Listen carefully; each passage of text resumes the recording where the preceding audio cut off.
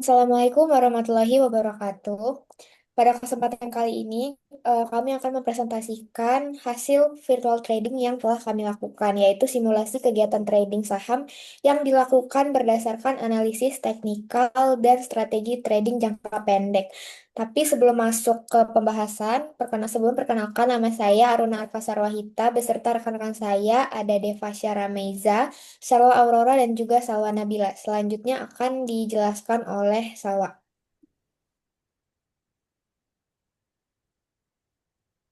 Dalam dunia investasi saham diperlukan strategi dan analisis yang tepat agar keputusan investasi dapat memberikan keuntungan yang optimal. Salah satu metode yang sering digunakan adalah analisis teknikal, yaitu analisis yang dilakukan dengan melihat pergerakan harga saham, volume transaksi, serta tren pasar. Melalui analisis ini, investor dapat menentukan kapan waktu yang tepat untuk membeli maupun menjual saham sehingga dapat meminimalisir risiko kerugian. Selain menggunakan analisis teknikal, strategi trading jangka pendek atau short-term trading juga sering diterapkan oleh investor. Strategi ini dilakukan dengan memanfaatkan perubahan harga saham dalam waktu singkat untuk memperoleh keuntungan. Investor biasanya membeli saham yang sedang mengalami kenaikan momentum dan menjualnya kembali dalam beberapa hari ketika harga meningkat. Untuk mengurangi risiko investasi, investor juga dapat menerapkan diversifikasi saham. Diversifikasi saham dilakukan dengan membeli saham dari beberapa sektor yang berbeda sehingga kerugian pada satu saham dapat ditutupi oleh keuntungan dari saham lainnya. Dengan strategi ini, risiko investasi menjadi lebih terkontrol dan peluang memperoleh keuntungan menjadi lebih besar. Salah satu saham yang dipilih dalam analisis ini adalah BBRI atau Bank Rakyat Indonesia. Perusahaan ini bergerak di bidang perbankan dan layanan keuangan khususnya pembiayaan UMKM. BBRI dipilih karena memiliki fundamental perusahaan yang kuat, kinerja keuangan yang stabil, serta termasuk salah satu bank terbesar di Indonesia.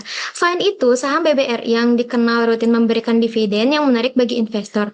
Dalam analisis ini, strategi yang digunakan oleh adalah buy on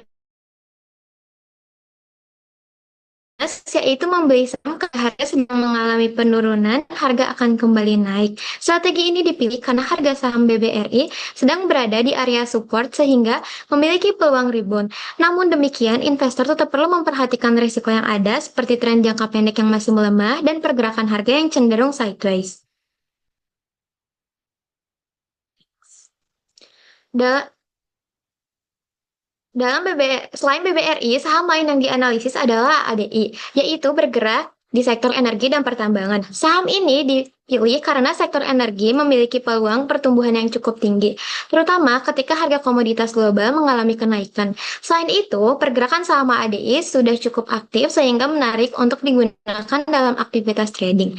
Strategi yang digunakan pada saham ADI adalah momentum trading, yaitu membeli saham ketika harga sedang bergerak naik atau mengikuti tren pasar yang sedang berlangsung. Dengan strategi ini, investor berharap dapat memperoleh keuntungan dari kenaikan harga dalam waktu yang singkat.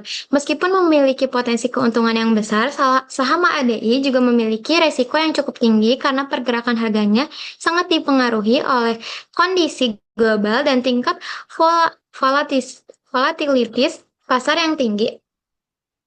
Selanjutnya akan dilanjutkan oleh teman saya.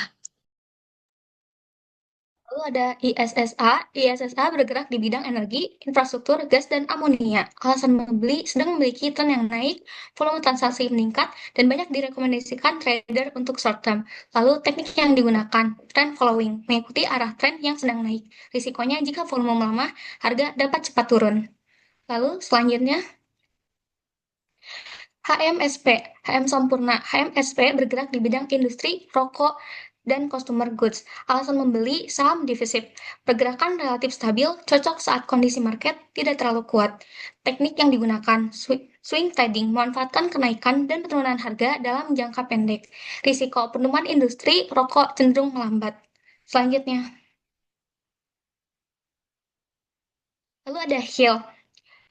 HEAL bergerak di bidang rumah sakit dan layanan kesehatan. Alasan membeli sektor kesehatan cukup stabil, memiliki potensi pertumbuhan jangka panjang, saham kesehatan sering menarik saat market defensif. Teknik yang digunakan, sektor rotation memiliki sektor yang dianggap lebih kuat pada kondisi tertentu.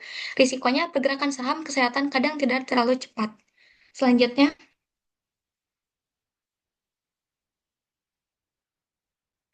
Lalu ada KIJA. KIJA bergerak di bidang properti dan kawasan industri. Alasan membeli potensi rebound cukup besar. Harga sempat terkoreksi, ada peluang kenaikan dari sektor properti dan industri. Teknik yang digunakan rebound trading, membeli saham yang turun dan berpotensi bisa naik kembali. Risikonya sektor properti sensitif terhadap kondisi ekonomi dan suku bunga. Selanjutnya akan dilanjutkan oleh teman saya. Baik, selanjutnya di sini merupakan daftar transaksi pembelian dan juga penjualan saham yang kami lakukan. Jadi di sini total ada 18 transaksi dengan 9 transaksi di pembelian dan juga 9 transaksi di penjualan. Nah, ini merupakan eh, profit dan loss dari awal kita beli dan juga saat penjualannya.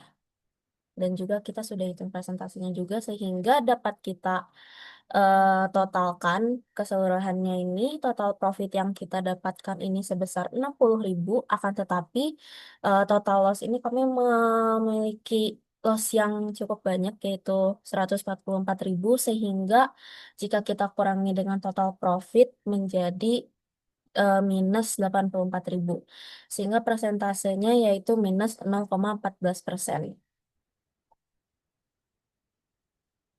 Nah, untuk grafik di sini kami em, memberi contoh transaksi saham di ADI, yaitu PT Adaro Andalan Indonesia Tbk.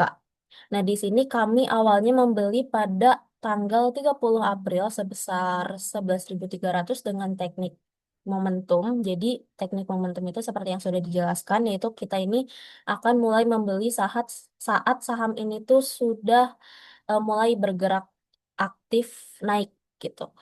Jadi di sini kita waktu itu membeli pada harga 11.325 dan kita langsung menjualnya di harga 11.375, sehingga kita mendapatkan profit yang lumayan, akan tetapi kita hanya membeli 10 lot. Nah, di tanggal 4 Mei kami mencoba membeli eh, sebanyak 30 lot karena kami berpikir akan bergerak naik. Akan tetapi saat kami membeli pada harga 11.075, ternyata saham AAD ini tidak bergerak naik lagi, akan tetapi bergerak turun, sehingga cukup anjlok dari yang tanggal 30 April ke 4 Mei ini, sehingga kami mendapatkan yang mendapatkan loss yang cukup besar dari tanggal 4 Mei di sini, sehingga momentum teknik ini tidak berhasil.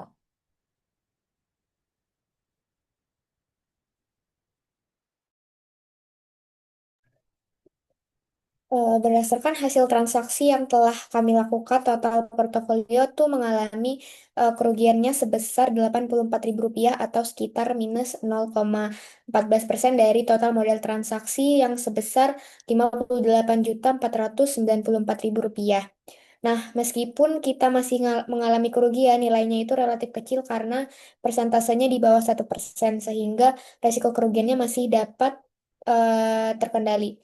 Nah, jika dilihat lebih lanjut, beberapa saham seperti AADI dan HMSP itu berhasil memberikan keuntungan meskipun jumlahnya tidak terlalu besar, yang menunjukkan bahwa strategi trading jangka pendek ini sebenarnya memiliki potensi untuk menghasilkan profit, terutama ketika momentum pergerakan harganya tuh sesuai dengan hasil analisis yang telah dilakukan. Nah, di sisi lain, beberapa transaksi yang mengalami kerugian itu khususnya pada saham BBRI, KIJA, dan juga salah satu transaksi di AADI. Nah, kerugian saham-sahamnya itu akhirnya bisa mengurangi total keuntungan portofolio yang kami miliki secara keseluruhan. Nah, selain itu, eh, secara keseluruhan hasil trading yang kami peroleh ini masih tergolong stabil karena kerugian yang dialami itu relatif lebih kecil dibandingkan modal yang kami gunakan. Demikian presentasi yang dapat kami sampaikan mengenai hasil virtual trading dan hasil analisis transaksi saham yang telah kami lakukan. Terima kasih atas perhatian dan kesempatan yang telah diberikan. Wassalamualaikum warahmatullahi wabarakatuh.